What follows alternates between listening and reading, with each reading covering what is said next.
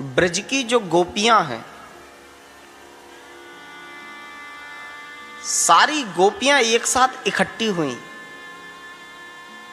और आपस में चर्चा करने लगी कि देखो, बड़े दिनों से कन्हैया के दर्शन नहीं हुए हैं, ऐसा क्या उपाय किया जाए जो कन्हैया के दर्शन हो जाएं।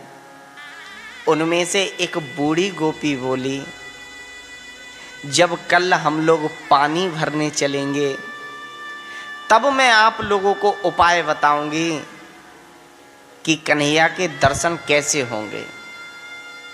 बोले, अच्छा तेरे पास ऐसा उपाय है जो कि कन्हैया के दर्शन हो जाएं? बोले, हाँ, मेरे पास एक ऐसा उपाय है जिससे कन्हैया के दर्शन हो जाएंगे।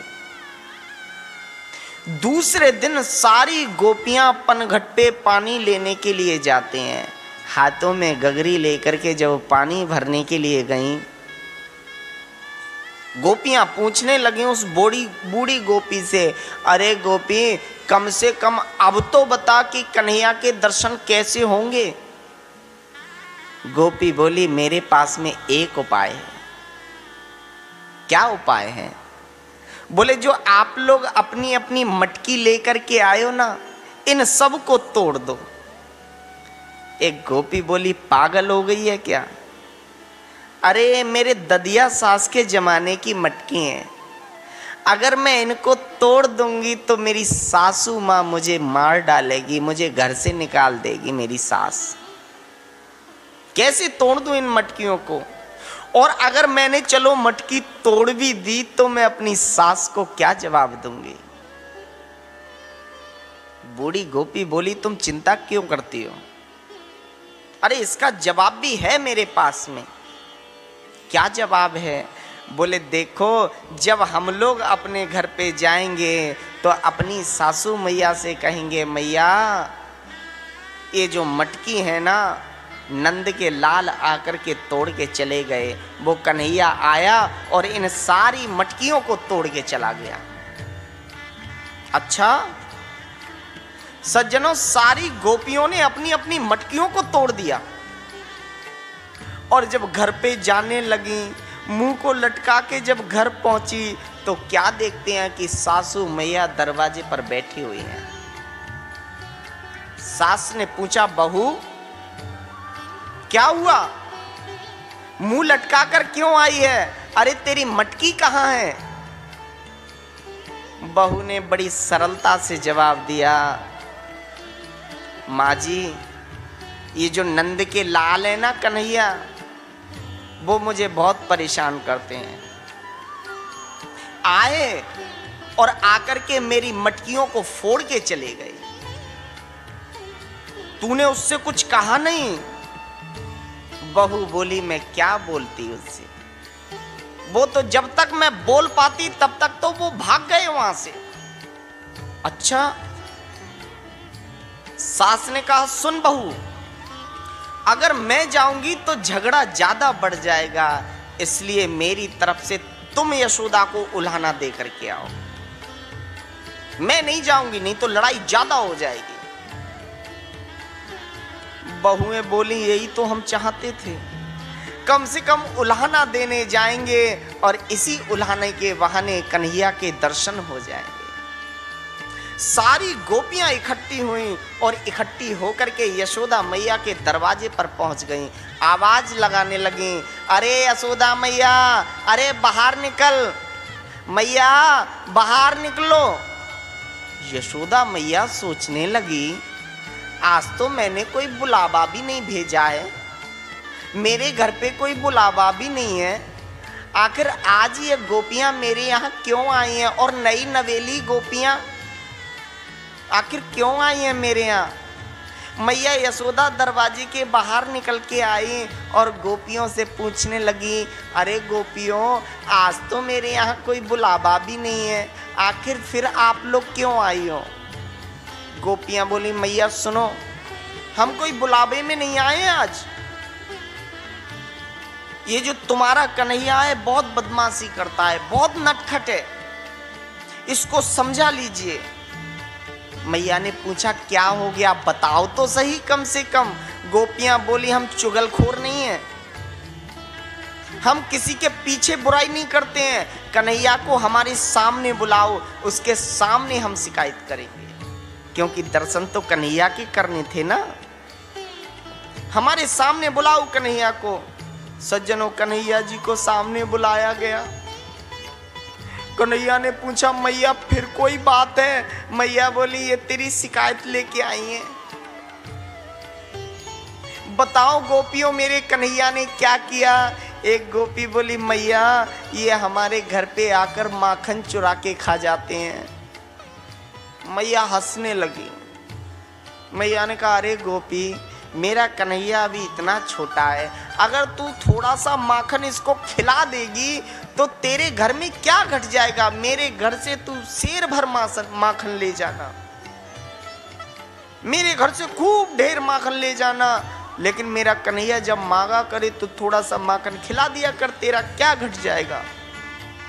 गोपी बोली मैया मैंने इनसे बोलकर देख लिया, कन्हैया जी राजी से तुम जितना माखन खाना चाहो खा लिया करो, लेकिन चोरी मत किया करो। तो मैया पता है तुम्हारे कन्हैया ने क्या जवाब दिया? बोले क्या जवाब दिया? बोले मैया कन्हैया बोले भाभी जो मजा चोरी के माखन में आता है वो राजी से खाने में नहीं आता है। अब बताओ मैया मैं क्या करूं। एक गोपी बोली मैया ये जो तुम्हारा कन्हैया है ना, ये तो मेरे गाय के बछड़े को खोल करके भाग जाता है, सारा दूध बछड़ा पी जाता है, हम लोगों को बिल्कुल दूध ही नहीं मिलता है। मैया ने कहा एक काम किया करो ना, अपनी मटकी को थोड़ा ऊंचे पर टांग दिया करो, छीके पर टांग दिया करो। गोपियां बोली मैया हमने ये भी करके देख लिया है, हमको ज्यादा वो मत दो ज्ञान, हमने ये करके देख लिया है। बोले क्यों? एक दिन हमने अपनी मटकी को छीके पर टांग दिया, मैया तुम्हारे कन्हैया ग्वाल वालों को लेकर के गए, एक ग्वाल वाल को नीचे खड़ा कर दिया, उसके ऊपर एक और ग्वाल वाल खड़ा कर दिया, उसके ऊपर एक और खड़ा कर दिया, और सबसे ऊपर अपना चढ़ गए, सारा माखन खा गए। मैया अब बताओ मैं क्या करूं। मैया बोली अच्छा इतना नटखट है ये, आप एक काम करो ना, माखन की मटकी को थोड़ा और ऊंचे पर टांग दो। गोपियां बोली मैया हमने ये भी करके देख लिया, एक दिन तो मटकी को हमने पीपल के पेड़ पर टांग दी, पता नहीं तुम्हारे कन्हैया लंबा सा बांस लेकर के आए और धीरे से मटकी में मारा, छोटा सा छेद हो गया, पूरा माखन नीचे गिरने लगा, ओक लगा के पूरा माखन पी गए, एक बूंद भी धरती पर नहीं गिरने दिया। मैया बोली गोपियों इसको अंधेरे से बहुत डर लगता है, एक काम करो ना अपनी मटकियों को अंधेरे कमरे में रख दिया करो। गोपियां बोली मैया हमने ये भी करके देख लिया। अच्छा फिर? बोले मैया एक दिन हमने माखन की मटकी को अंधेरे में रखा, आपके कन्हैया कमरे में गए, मैया आपके कन्हैया हाथों में जो चूड़ामणि पहने ना, हाथों में जो कंगन पहने हुए हैं उनमें हीरे जवाहरात जड़े हुए हैं। मैया उन कंगनों की चमक से और कुछ दिखाई दे या ना दे, लेकिन माखन की मटकी जरूर दिखाई दे जाती है। अब बताओ मैया मैं क्या करूं। सारी गोपियां अपनी अपनी शिकायत सुना रही थीं। उनमें एक 50 वर्ष की गोपी बिल्कुल मौन खड़ी थी, बिल्कुल चुपचाप। मैया यशोदा बोली अरे गोपी तुम कैसी खड़ी हो, तुम भी बोलो बहन, तुम्हारे साथ क्या हुआ। गोपी शर्मा गई, बोले मैया मैं नहीं बता सकती। क्यों?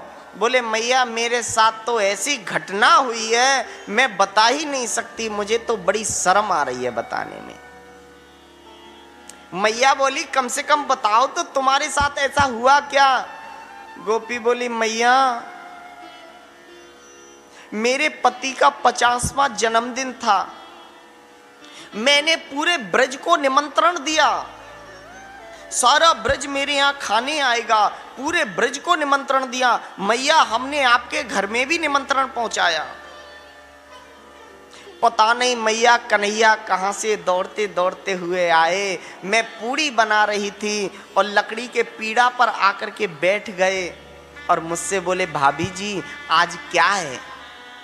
मैंने कन्हैया से कहा कन्हैया आज तुम्हारे भैया का जन्मदिन है। तो कन्हैया बोले भाभी फिर मेरा भोग लगाओ। मैंने उनको समझाया कन्हैया अभी पहले ठाकुर जी का भोग लगेगा, फिर ब्राह्मण लोग पाएंगे, उसके बाद में तुम पाना आराम से। कन्हैया बोले अच्छा भाभी मुझसे भी बड़ा कोई ठाकुर है, पहले मेरा भोग लगा उसके बाद ठाकुर जी को भोग लगाना। मैया मैंने थोड़ा सा डांट दिया, कन्हैया को डांट दिया।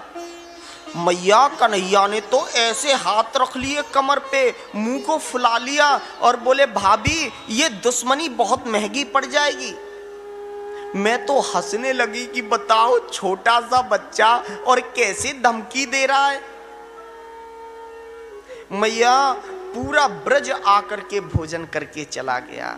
आप लोग भी मेरे यहाँ आए, आप लोग भी भोजन करके चले गए, लेकिन कन्हैया मेरे घर पे नहीं आए। आए नहीं मतलब आए ही नहीं। अब तो मैया मैंने बहुत इंतजार देखा, कन्हैया जी नहीं आए। मैया हम लोगों ने इतना काम किया कि हम लोग तो थक गए और थक के एक चारपाई पे मैं सो गई और एक चारपाई पे मेरे पति सो गए। अब मैया सुनो बात, रात के 12 बजे पता नहीं तुम्हारे कन्हैया कहां से आए, मेरी चोटी और मेरे पति की दाढ़ी में बांध करके चले गए। और मैया रात के 12:30 बजे मेरे पति देव को प्यास लगी और वो पानी पीने के लिए उठे और उन्होंने समझा कि मेरी दाढ़ी को किसी भूत ने पकड़ लिया है। वो भागे, वो अपनी तरफ खींचे, मैं अपनी तरफ खींचूं। अरे क्या कर रहे हो मैया? इस झगड़े झंझट में मेरे पति के 50% बाल टूट गए दाढ़ी के। ऐसे ऐसे ड्रामा करता है ये कन्हैया। अब बताओ मैया मैं क्या करूं? मैया तो मुंह पे कपड़ा लगा के हंसने लगी कि एक छोटा सा बच्चा और ये बूढ़ी बूढ़ी गोपियों को देखो कैसे पागल बना रहा है। प्यार से बोलो राधे राधे। कैसे पागल बना रहा है बूढ़ी बूढ़ी गोपियों को। मैया यशोदा ने कहा सुनो गोपियों, तुम मेरे कन्हैया पे वैसे ही चोरी का इल्जाम लगा रही हो। मैं ऐसे नहीं मानूंगी मेरा कन्हैया चोर है। जब तक तुम इसको पकड़ के नहीं दिखाओगी कि मेरा कन्हैया चोर है, जिस दिन तुम पकड़ के इसको मेरे दरवाजे पर ले आओगी तो मैं मानूंगी कि मेरा कन्हैया चोर है। अच्छा ठीक है। सारी गोपियां वहां से जाने लगी और जब गोपियां जाने लगी तो आपस में विचार करने लगी, अरे ये तो बताओ बहन कैसे कन्हैया को पकड़ना है, आखिर कैसे पकड़ेंगे कन्हैया को। एक गोपी ब्रज में नई नई आई थी, उसको कन्हैया के बारे में कुछ पता ही नहीं था। उस गोपी ने कहा मैं पकड़ के दिखाऊंगी कन्हैया को। सारी गोपियां बोली अरे तू कन्हैया को पकड़ लेगी? बोले हाँ मैं कन्हैया को पकड़ के दिखाऊंगी। गोपियां बोली वो बड़ा नटखट है। बोले कितना भी नटखट हो मैं पकड़ के दिखाऊंगी कन्हैया को। अच्छा ठीक है। अब तो सज्जनों उस गोपी ने क्या काम किया, मटकी में बढ़िया तरह से माखन को सजाया और माखन सजा करके छींके पर मटकी को लटका दिया और हाथ जोड़ के प्रार्थना करने लगी, हे कन्हैया मेरे यहाँ माखन खाने जरूर आना, मेरे यहाँ माखन चोरी करने के लिए जरूर आना। कन्हैया यदि मैं तुम्हारी सच्ची भक्तानी हूँ तो मेरे यहाँ माखन चोरी करने जरूर आना। जब उसने ये बात कही तो सज्जनों कन्हैया की आंखों में भी आंसू आ गए। कन्हैया सोचने लगे आज तक मुझे मेरे भक्त ऐसे बहुत मिले, जो बोलते थे कन्हैया मेरे यहाँ भोग लगाने आना, कन्हैया मेरी रक्षा करने आना, कन्हैया मेरी लाज बचाने आना, लेकिन आज ऐसी भक्तानी मुझे मिली है जो मुझसे बोल रही है कि कन्हैया मेरे यहाँ चोरी करने के लिए आना। बहुत खुश हुए कन्हैया और मन ही मन आशीर्वाद दिया कि हे गोपी तेरी इच्छा जरूर पूरी होगी, तेरे यहां मैं चोरी करने जरूर आऊंगा। कन्हैया ने सारे ग्वाल वालों को इकट्ठा किया, चलो चोरी करने के लिए चलते हैं उस गोपी के यहां। अब तो सज्जनों सारे ग्वाल वाल कन्हैया के साथ में चल दिए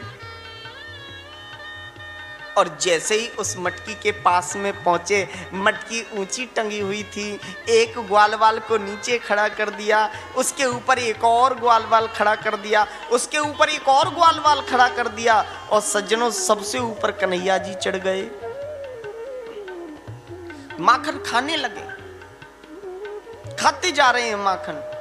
गोपी ने देखा कि कन्हैया जी आ गए, पहले तो उनके रूप को निहारने लगी।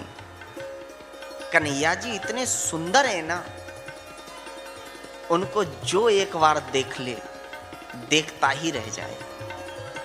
उनका स्वरूप ऐसा है, उनके स्वरूप का वर्णन क्या करें।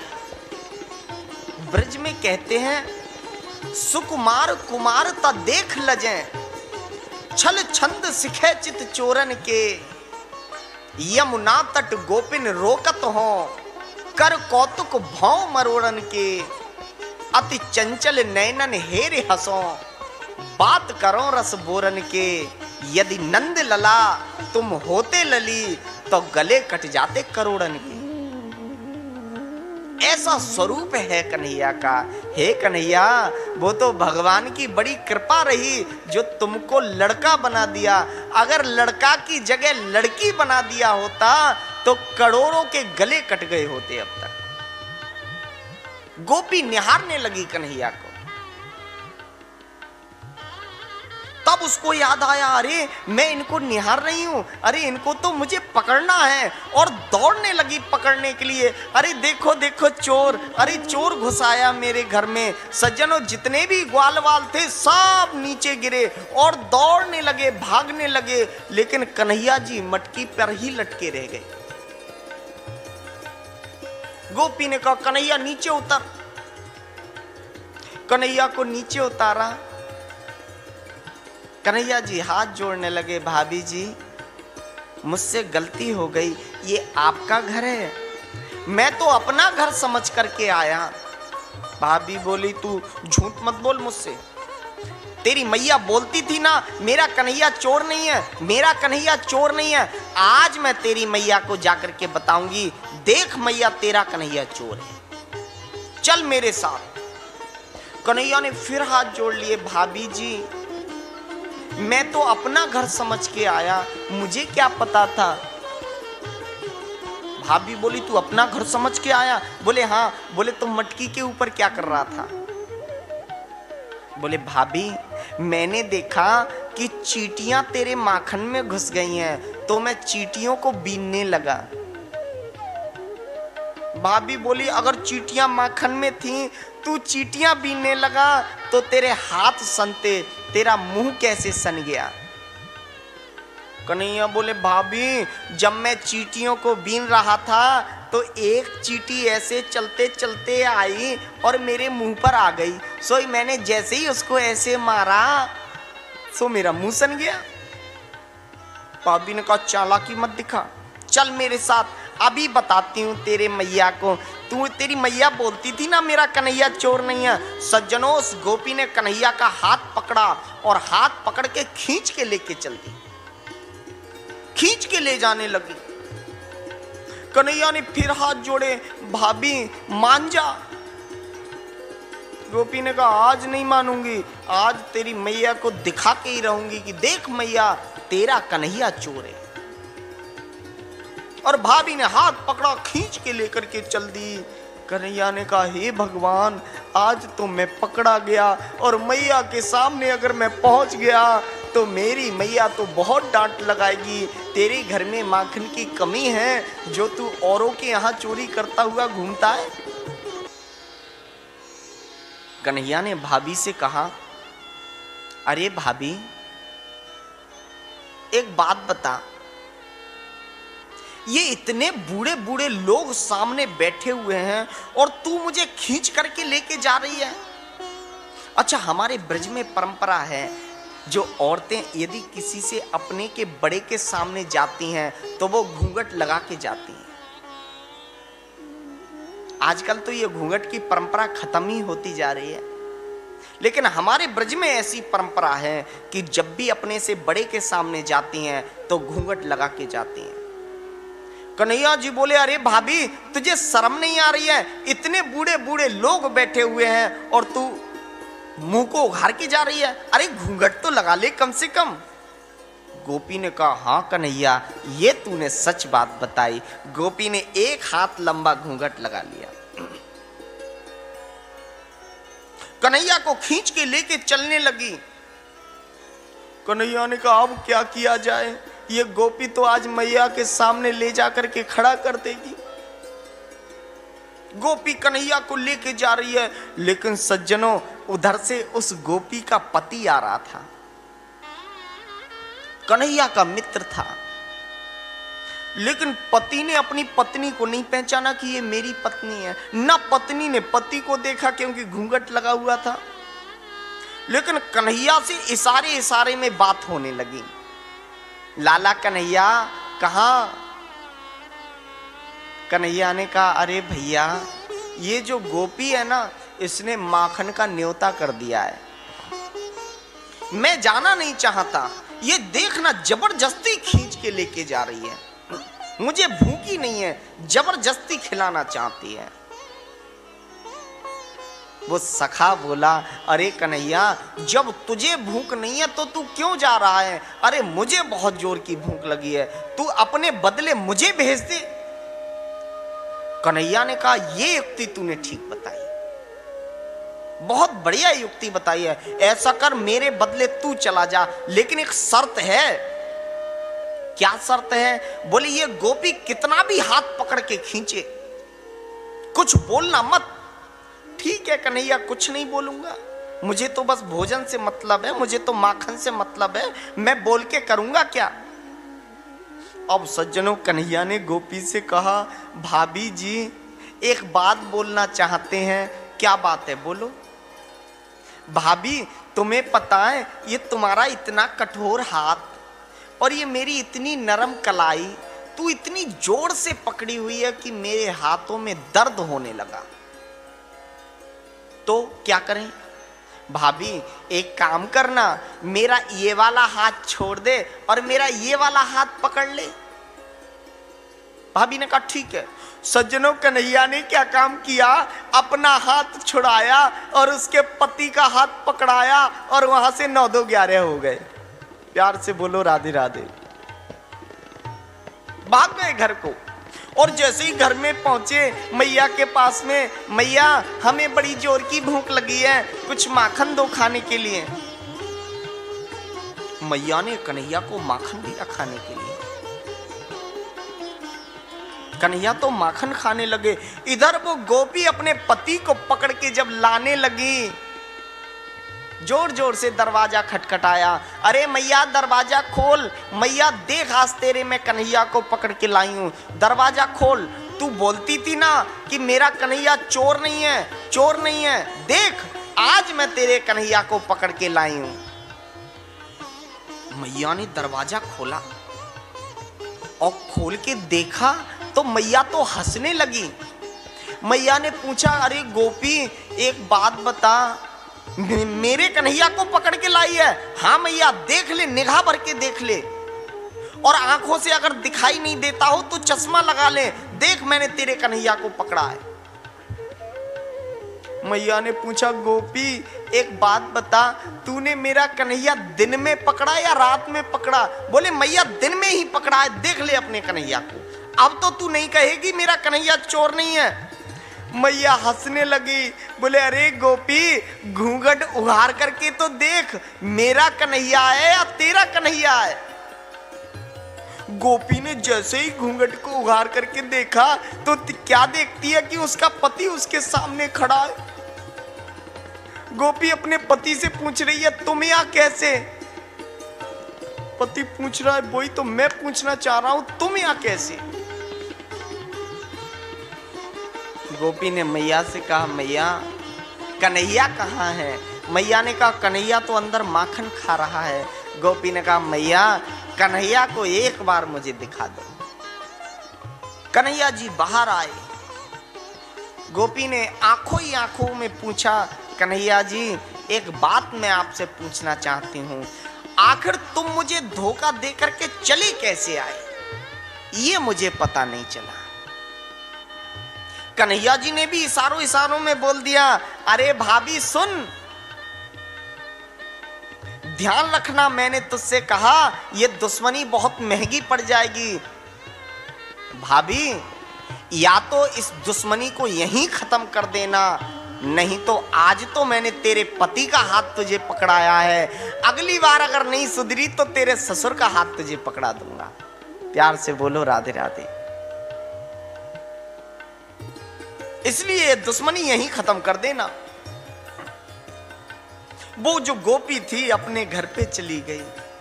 सारी गोपियां दौड़ती दौड़ती आई, अरे चलो देखते हैं कन्हैया को पकड़ लिया होगा गोपी ने, पूछ के आते हैं। जब सारी गोपियां आई इकट्ठी हुई, बोले कहो सखी पकड़ लिया कन्हैया को। गोपी ने हाथ जोड़ लिए, वो तो बड़ा नटखट है, मेरे हाथ से छूट करके भाग गया। अच्छा। एक गोपी बोली अरे तुम क्या पकड़ना जानो, अब मैं पकड़ के दिखाऊंगी कन्हैया को कैसे पकड़ा जाता है, तुम पकड़ लोगे। हाँ सज्जनों, उस गोपी ने क्या काम किया, मटकी को छींके पर लटका दिया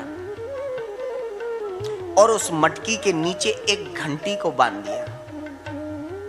जैसे ही कन्हैया आएंगे और मटकी को छुएंगे और जैसे ही ये घंटी बजेगी मैं कन्हैया को पकड़ लूंगी। और हाथ जोड़ करके प्रार्थना की, हे कन्हैया मेरे यहां चोरी करने के लिए जरूर आना। प्रार्थना करने लगी हाथ जोड़कर। अब तो सज्जनों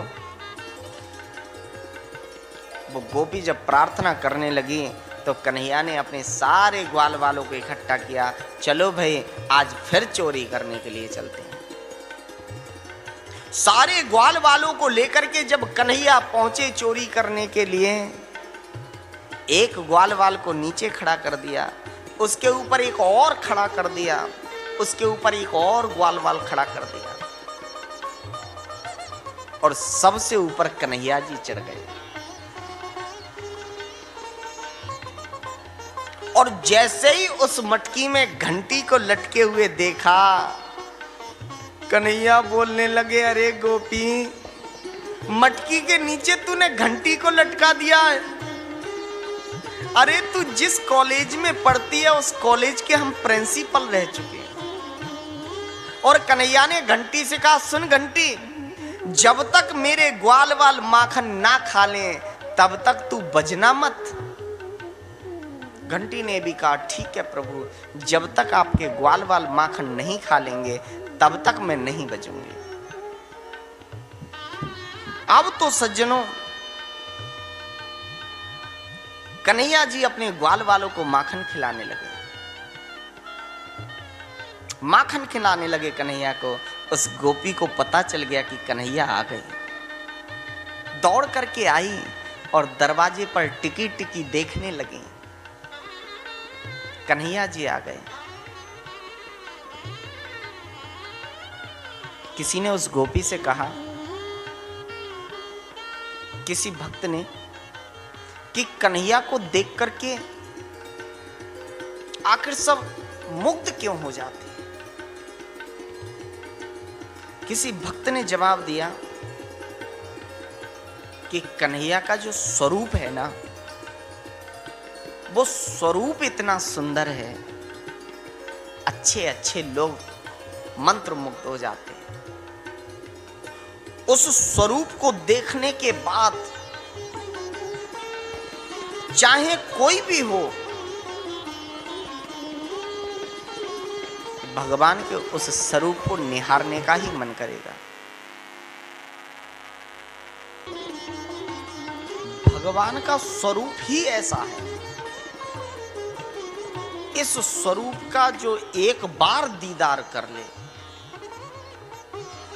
एक बार भगवान को देख ले, तो बस भगवान का ही हो जाता है। किसी ने कहा कि भगवान के प्रति इतना प्रेम हो जाता है, इसको क्या कोई लिख के दिखा सकता है? कोई लिख करके दिखा सकता है? किसी शायर ने बड़ी अच्छी बात कही है, इश्क लिखना चाहा तो कलम टूट गई। इश्क लिखना चाहा तो कलम टूट गई, ये कहकर अगर लिखने से इश्क मिलता तो आज इश्क से जुदा होकर कोई टूटता नहीं। सज्जनों, भगवान का स्वरूप ऐसा है जो एक बार देख ले तो बस उन्हीं का हो जाता है। आज गोपी भगवान को निहारने लगी। क्या स्वरूप है भगवान का, कितना सुंदर स्वरूप।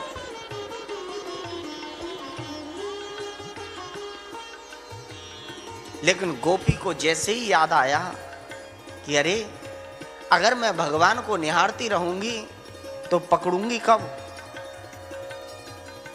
दौड़ने लगी भगवान के पास में। देखो देखो कन्हैया जी आ गए। सारे ग्वाल वाल तो भाग गए,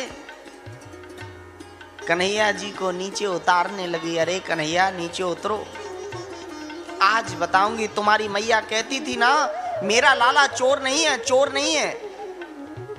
आज बताऊंगी कि देखो कन्हैया चोर है या नहीं है। कन्हैया जी बोले भाभी जी नीचे तो हम उतर आएंगे, लेकिन जरा दो दो बातें हमें इस घंटी से कर लेने दो। इस घंटी से हमको दो दो बात कर लेने दो। गोपी बोली ठीक है कर लो।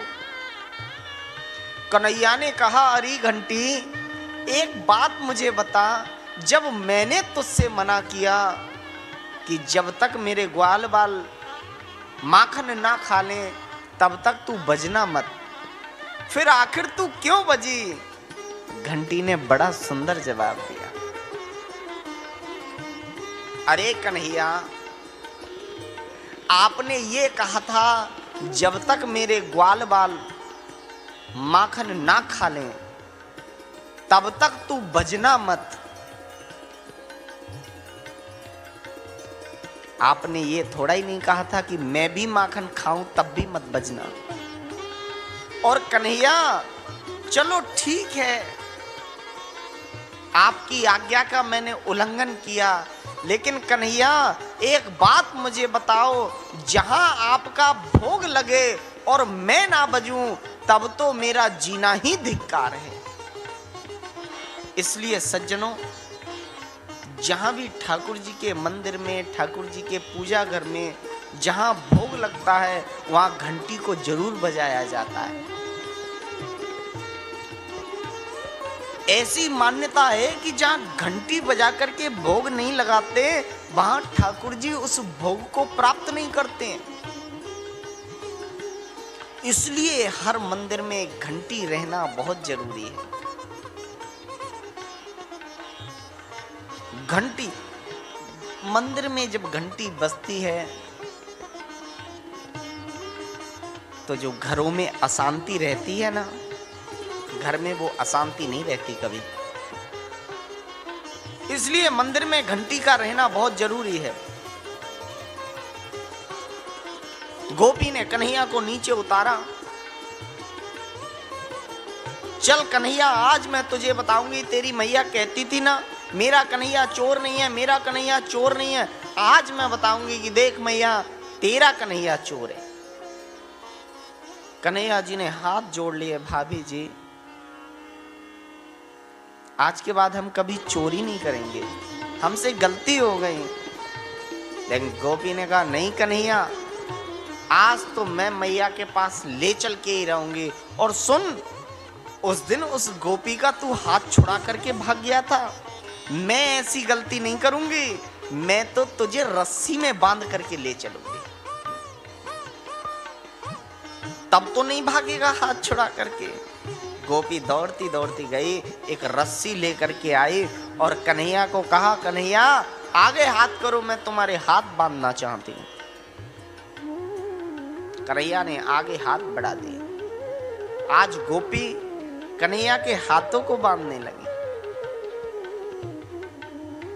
और जब हाथों को बांध रही है, कन्हैया जी ने वो लीला कर दी कि वो रस्सी 2 अंगुल छोटी पड़ गई। बंध ही नहीं रहे हैं कन्हैया जी, बंधते ही नहीं। गोपी ने बहुत कोशिश की, लेकिन कन्हैया जी बंधे ही नहीं।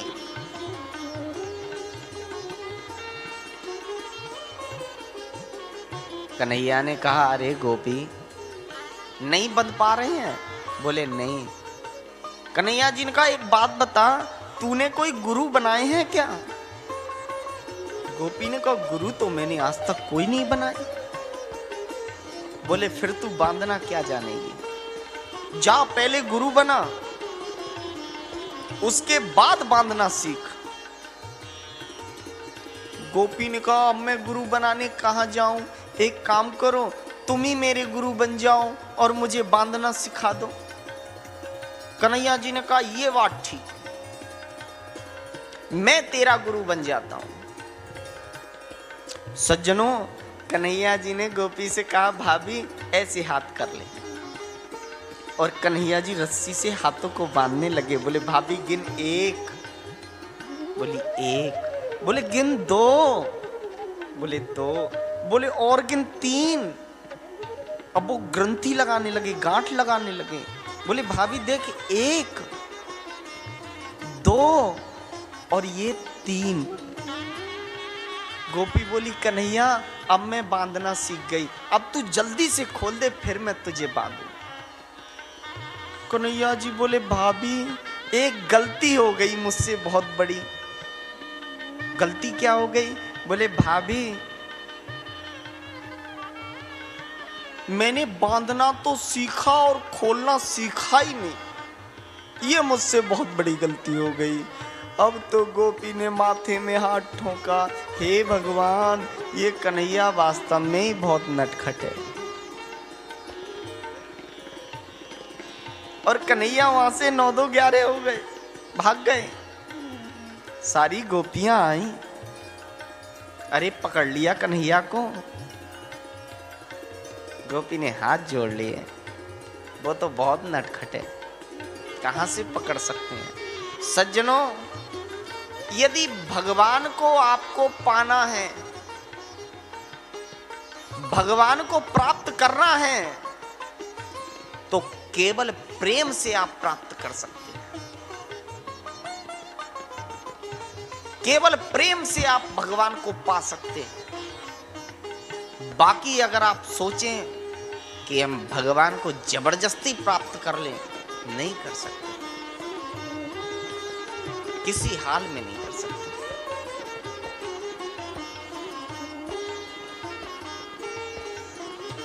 भगवान जो भी करते हैं, हम लोग कभी कभी बोलते हैं कि आखिर भगवान ने हमारे लिए किया क्या है, क्या करते हैं भगवान हमारे लिए।